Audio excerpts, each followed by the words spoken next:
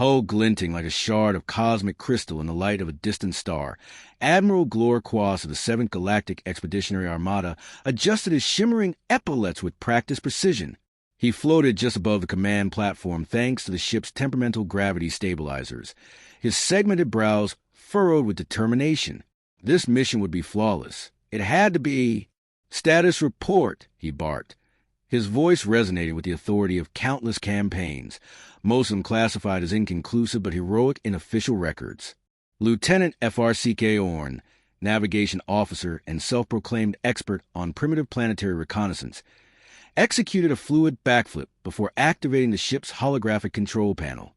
His elongated fingers tapped the interface with elegance and excessive flair. "Target planet located, sir. Designation, Earth. Primitive civilization status confirmed. Atmospheric composition, breathable. Defensive systems, charmingly outdated. Inhabitants, delightfully squishy." He finished the report with a flourish, twisting midair into a mock salute. "Excellent." Admiral Quas attempted to clasp his forearms behind his back in a display of command presence, but only succeeded in initiating a slow, undignified spin. He coughed, regaining composure. "At last, after 19 failed expeditions, we finally found the ideal conquest planet. Earth will fall, and the legends of the Intrepid shall echo through the annals of the Galactic Conquest archives." A polite cough interrupted his reverie. Commander Zor, the Armada's formidable bureaucracy chief, held up a luminous clipboard. Her metallic blue carapace gleamed with officious authority. "Permission forms for planetary invasion authorization, sir. Triplicate required. Failure to comply will result in a mandatory compliance seminar." Admiral Quas groaned.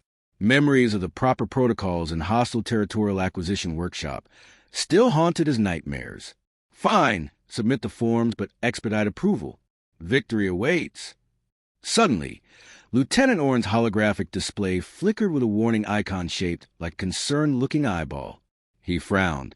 "Sir, preliminary scans indicate unusual gravitational readings from the planet's core." "Nonsense." Quas waved a dismissive arm, causing himself to rotate slowly again. "We've conquered rogue asteroids and outmaneuvered interstellar leviathans. A minor planetary quirk won't deter us." His bravado was met with a collective wince from the bridge crew. Spacefaring wisdom dictated that no commander should ever tempt cosmic fate. "Send the invasion order," Quas commanded. "We descend at Earth's dawn, or whatever passes for dawn when one has no concept of orbital positioning." Across the vast fleet of invasion vessels, engines ignited with resonant hums. Weapon systems powered up, and formation maneuvers began. The Armada surged toward Earth like a deadly meteor shower, with one crucial oversight. No one had double-checked Earth's gravity metrics. Meanwhile, Ted Barkley, part-time mall security guard and full-time nacho enthusiast, was halfway through his 5th vending machine burrito when his ancient security monitors flickered with an eerie purple glow. He glanced up, annoyed that something was disrupting his usual night shift routine of eating things that might be food and scrolling through memes. "Huh," he muttered. The screens displayed crystalline starships materializing in Earth's orbit. Alien warships, no less. He lazily checked his phone. No emergency alerts, no panicked hashtags. Strange. Ted leaned back, idly hitting the record button on his phone's livestream app. "Sup, Earthlings," he drawled, biting into his burrito. "Looks like we got some visitors." Meanwhile, in the lead ship, atmospheric entry commenced. The Intrepid Will's gleaming prow cut through Earth's atmosphere like a spear through silk. "Descent in progress," intoned the ship's computer. And then gravity introduced itself with the enthusiasm of a hungry bear tackling a picnic basket. The entire fleet plummeted like ornamental crystals. Hold vessels tumbled in chaotic spirals, their sleek majesty reduced to awkward spaceborne flails. The bridge of the Intrepid tilted violently as every officer was yanked floorward with bone-crunching force. Admiral Quas hit the command deck with a squelching thud, struggling to breathe under the oppressive weight. "What is this crushing force?" he wheezed. "Sir," gasped Commander Zor, flattened into floor like a bureaucratic throw rug. "Preliminary calculations indicate Earth's gravity is approximately 5 times stronger than expected." 5 times. Quas screeched, his voice slightly muffled by the polished floor. Nearby, Lieutenant Orn, who had activated his emergency hover harness just in time, hovered serenely above the chaos. I did mention unusual core readings, he said cheerfully. Commander Zor was already dragging her form-issuing tablet toward her with agonizing slowness. Filing Form X-94. Invasion delays due to gravitational mishap. Below. Ted adjusted his live stream angle, offering his viewers a perfect shot of the alien ship struggling to hover like drunken fireflies. His chat feed exploded with incredulous comments. Welcome to Earth. Ted drawled casually, kicking his feet onto the security desk, where gravity always wins. Back on the Intrepid Will, Admiral Quas groaned, pressing his face deeper into the deck plating. Commence emergency contingency protocols, he rasped, though his voice held little hope. Which one, sir? Gasped Commander Zor. All of them, Quas declared. And thus, the invasion of Earth was off to an auspiciously catastrophic start. The Intrepid Will's command deck remained an unintentional mosaic of squashed officers, tangled limbs, and discarded equipment. Admiral Quas had managed to tilt his head just enough to glare at the dim ceiling, as if willing the oppressive gravitational force to relent through sheer indignation. This is merely a temporary inconvenience, he hissed between labored breaths. Activate secondary gravity compensators. Lieutenant Orn, still hovering smugly thanks to his emergency harness, consulted a flickering control panel. Activating now. The ship hummed with restrained hope as hidden systems surged with power, then promptly emitted a resigned clunk followed by a pathetic fizzle. The lights dimmed briefly before stabilizing, leaving the bridge crew pinned in defeat. Compensators failed, Orn reported cheerfully. Current status, completely and utterly crushed. Admiral Quas growled, his voice muffled by the unyielding deck. Repair teams can't reach engineering, croaked Commander Zor from beneath her regulation clipboard. Corridors blocked by compressed maintenance droids. The Admiral fought against a crushing force, managing only to lift a trembling claw by an inch before collapsing again. Suggestions?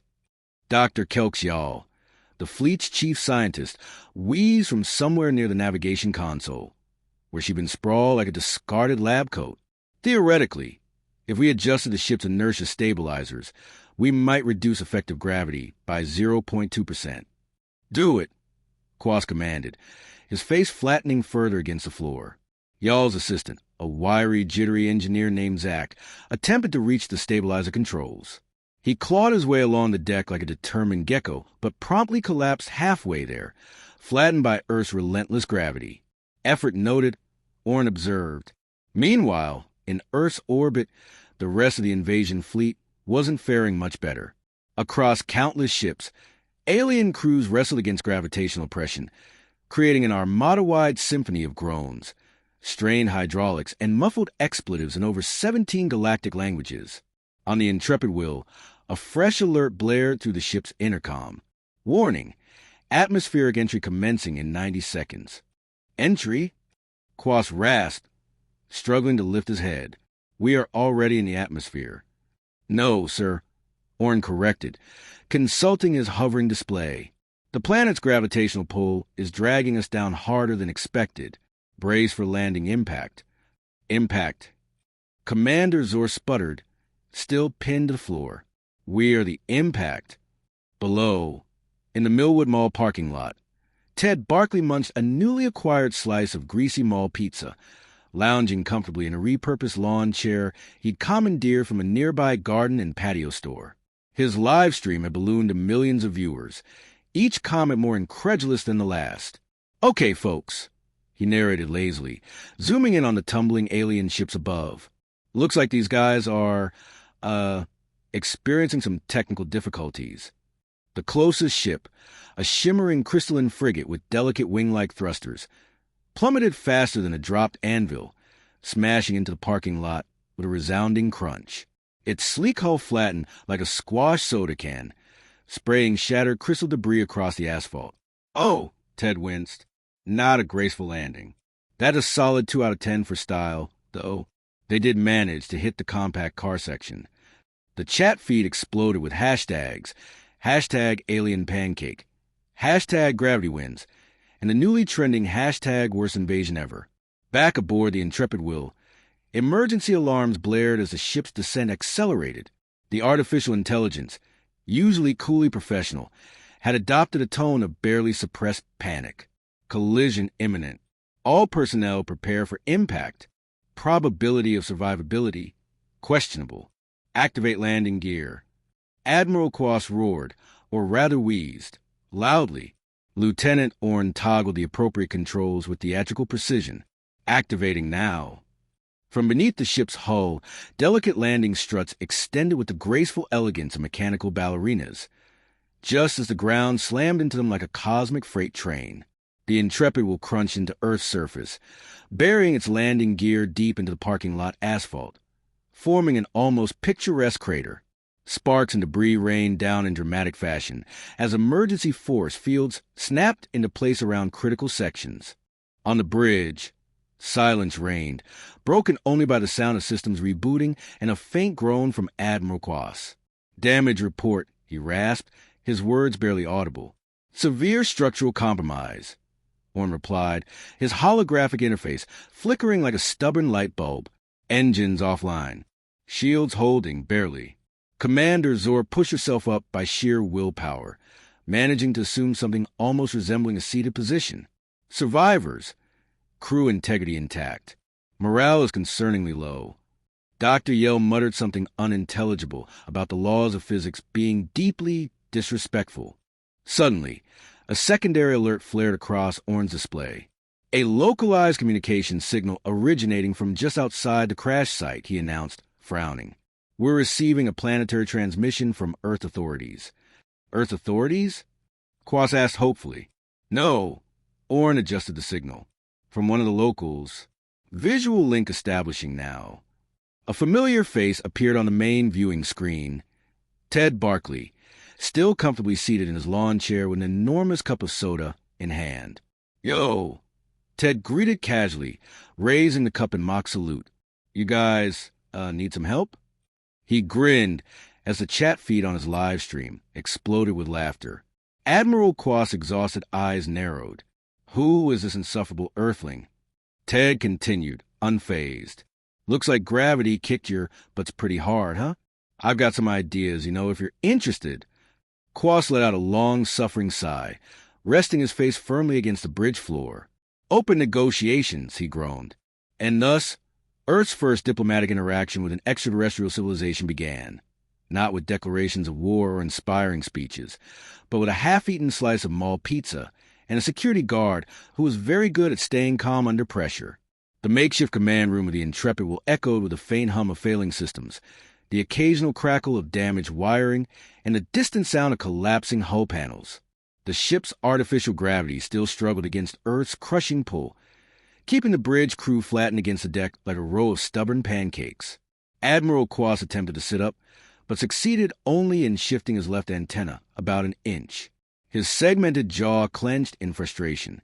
This was not how history was supposed to remember him. He should have been celebrated as a conqueror, a tactical genius, not a cautionary tale for future invasion manuals. Current status, he rasped, still pinned by Earth's merciless gravity. Lieutenant Orn, whose emergency hover harness had finally run out of power, lay sprawled like a discarded marionette near the navigation console. He managed to tilt his head enough to squint at the flickering display. Ship integrity holding at 43%. Primary systems critically damaged. Engines offline. Defensive shields operational but laughably unstable. Crew condition? Quas wheezed, forcing his voice to sound commanding despite his undignified position. Conscious but gravitationally compromised, Commander Zor replied from somewhere under a collapsed bulkhead, her tone strained yet professional. Medical teams immobilized. Admiral Quas cursed silently, his mind spinning through tactical scenarios. Earth's unexpected gravity had reduced their advanced warship to a helpless heap. And worse, if the local inhabitants decided to counterattack, their only defense would be passive-aggressive groaning. The ship's communications console chimed faintly, cutting through the miserable silence. "Sir, incoming transmission," Orn muttered, struggling to reach the console. After several agonizing attempts, He managed to slap the accept button with his face. The view screen sputtered to life, revealing a familiar Earthling face. Ted Barkley, still lounging comfortably in his foldable lawn chair, sipping from an enormous soda cup. Behind him, the remains of the Intrepid Will's shattered landing struts jutted awkwardly from the cratered asphalt. "Sup, guys?" Ted greeted, sounding entirely too relaxed. "Hope you're not, dead or anything." Admiral Quast barely suppressed a groan. "Earthling, state your purpose." Ted shrugged. "Figured you might want to chat, since you kind of face-planted into the parking lot." The alien bridge crew exchanged confused glances, those who could still move, at least. "We do not require assistance from primitive life forms," Quast declared with as much dignity as he could muster while being crushed against the floor. Ted scratched his chin thoughtfully. Cool. Just thought I'd offer. Gravity seems to be, winning right now." The crew collectively winced. Commander Zor, always practical despite dire circumstances, interjected. "Admiral, perhaps temporary cooperation could improve our operational efficiency." Quast snarled, his antenna twitching irritably, but even he couldn't ignore the bleak reality of their predicament. "Fine, Earthling," he rasped. "We are willing to consider strategic consultation." Ted perked up, grinning. "Awesome. I'm great at consultations. Totally qualified." He took another casual sip from his drink. "Step 1. Maybe don't try landing vertically in a high-gravity zone. Just, a thought." Before Quast could issue a scathing retort, a sudden boom rocked the ship as another alien vessel attempted a precision landing nearby. Ted turned his phone camera toward the latest crater in the mall's parking lot. "Oh, that's a solid 3 out of 10, Ted narrated. Points for enthusiasm, but negative marks for execution. Meanwhile, deep within the Intrepid Will's research labs, currently reduced to a series of gravity-flattened compartments, Chief Scientist Dr. Kelk's Yaw lay face down among shattered beakers and overturned data tablets. Her eyes gleamed with the manic intensity of scientific obsession. "Assistant Z," she called weakly, her voice muffled by the cold, unyielding floor. "Are you still alive?" A faint groan echoed from behind an overturned equipment rack. "Barely." Dr. Yell adjusted her position by millimeters, managing to slide her data tablet closer with a toe. "I have a theory." Z's voice emerged with resigned dread. "Oh no. Gravity here is extreme, but manageable with counterbalancing mechanics. We must construct an anti-gravity mobility suit." Z groaned louder. "Doctor, with respect, we can't even stand up. How do you expect to build anything?" Dr. Yell cackled triumphantly. "Necessity is the mother of invention." Using every last reserve of strength, she began tapping out complex equations with the side of her face on her data tablet. The concept was bold, part exoskeleton, part mobility enhancer, but mostly ridiculous on the surface. Ted's live stream continued gaining viewers, his commentary quickly going viral. Global news networks began picking up the stream under increasingly absurd headlines. Breaking: Mall security guard negotiates with aliens after parking lot crash. Alien invasion or interstellar clown show. And #gravity fails trends across social media. Ted's phone buzzed with constant notifications, but he maintained his laid-back demeanor, idly flipping a hot dog on a portable grill he'd acquired from the mall's home goods department. "Update for my viewers," he announced. "Looks like our space friends are holding emergency meetings, probably about how not to, crash again." Behind him, several smaller alien ships wobbled precariously in the sky before tipping sideways and cratering into nearby tennis courts. Ted nodded knowingly. "Yep, still working on that landing thing." Suddenly, the Intrepid Will's external hatch creaked and groaned as it slowly opened. Ted's eyebrows shot up as a strange metallic suit emerged, bouncing awkwardly on overpowered springs with a boing, boing, boing sound. The suit, bulky and marshmallow-like, attempted an authoritative stance, but instead toppled over with a muted thud. Ted couldn't help but laugh. "Okay, what is that?" A weak voice crackled over the suit's external speakers. "Behold, the G-Force Negation Suit Mark I.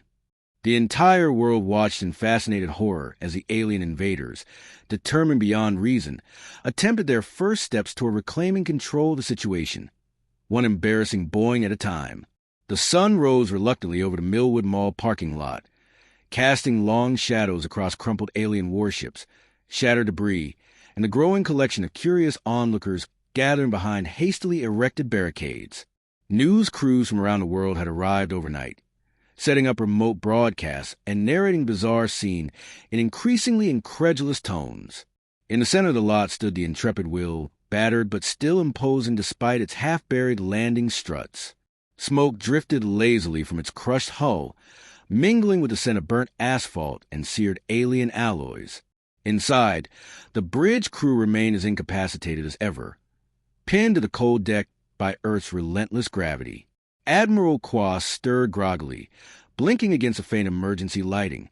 His entire body ached from the constant gravitational assault, but he forced himself to focus. Defeat was not an option. Not after surviving the humiliating crash landing, countless technical failures, and that insufferable Earthling. "Status report," he croaked, his voice hoarse but still edged with command. Lieutenant Orn lifted his head weakly from where he lay sprawled near the navigation console. His once crisp uniform was wrinkled beyond repair, his face plastered with exhaustion, shields failing, hull integrity down to 32%, engine still completely offline, repairs unlikely without external assistance. Commander Zor, pinned beneath a collapsed control station, added grimly, "Local forces remain surprisingly unhostile. No sign of military engagement yet." Quas grunted. The lack of retaliation was a puzzle, one he didn't have time to solve. Suddenly, the ship's intercom crackled to life with the unmistakable voice of Dr. Kelxial, brimming with manic excitement despite obvious physical strain. "Attention, command crew. The G-force negation suit is operational." Quas jerked up, or tried to, explain. From deep within the engineering bay, Dr. Yeo wheezed with triumphant pride. "The suit compensates for this planet's unbearable gravity, using spring-loaded hydraulic systems, inertia stabilizers, and reinforced body padding. Testing is underway." Before Quas could respond, the ship's main view screen activated, revealing an external camera feed. A lone alien figure, wearing the bulky makeshift G-force negation suit, was slowly exiting the ship's main hatch, wobbling on unsteady mechanical legs.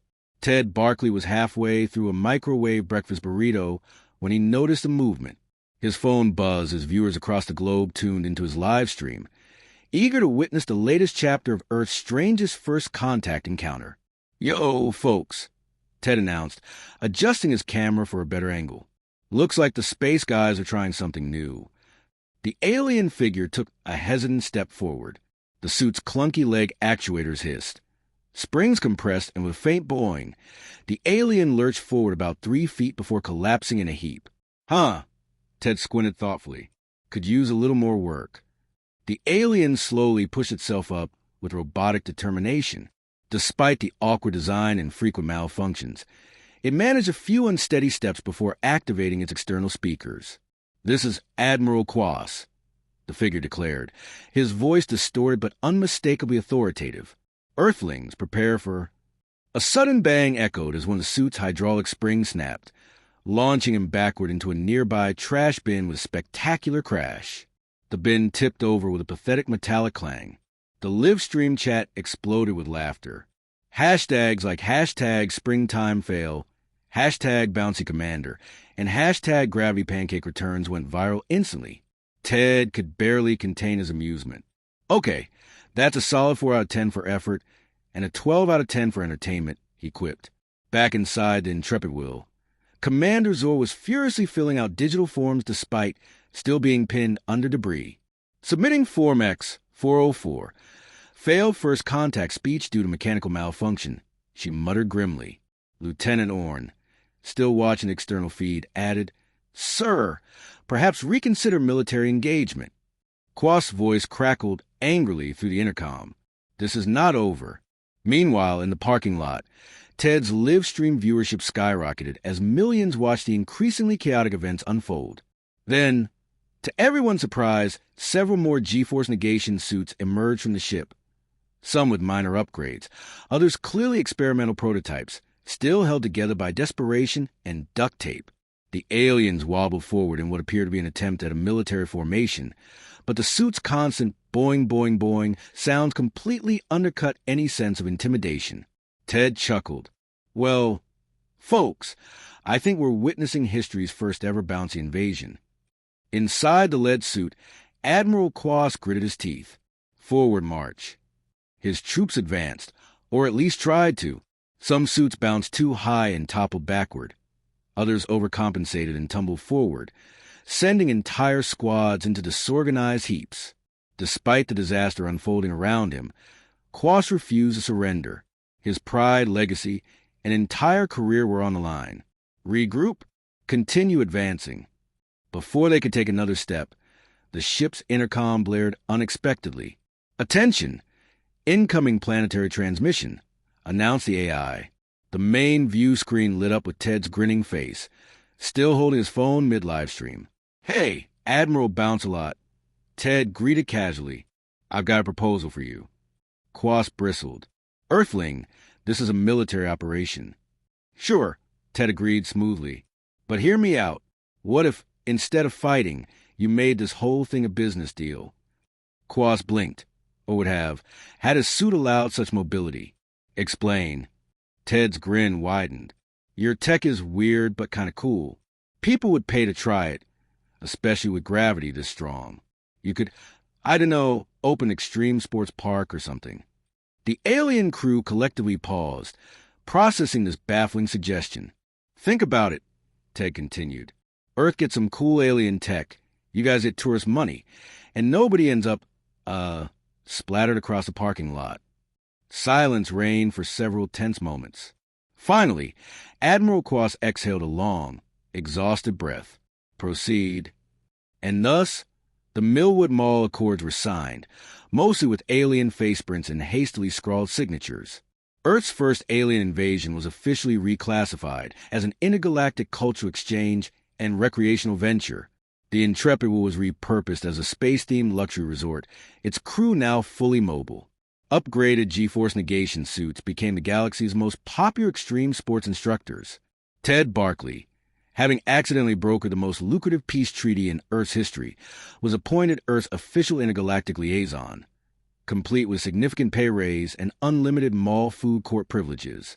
As Earth adjusted to its newfound galactic fame, Ted's live stream reached legendary status, sparking countless sequels, documentaries, and even a highly exaggerated action film franchise. Somewhere in the distant stars, the galaxy's warlords and conquerors studied this strange conquest story and quietly updated their invasion manuals.